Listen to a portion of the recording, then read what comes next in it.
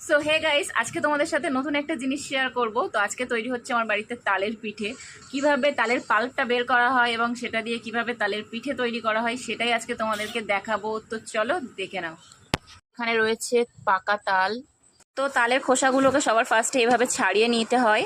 দেন তারপরে এরকম একটা লোহার তাল ছানা যেটাকে বলা হয়, সেটার সাহায্যে এভাবে ঘষে ঘষে তালগুলোকে ছেনে নিতে হয়। এবং ছানার পরে দেখো এখানে তালের পাল্পগুলো পাওয়া যায়। তো এটা দিয়েই তৈরি হবে আজকে তালের পিঠে।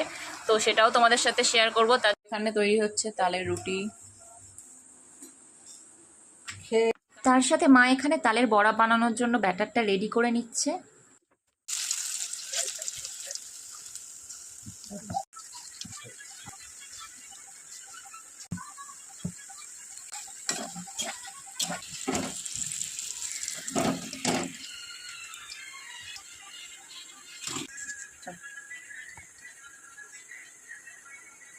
তো এখানে তালের রুটি অ্যান্ড তালের বড়া একদম রেডি।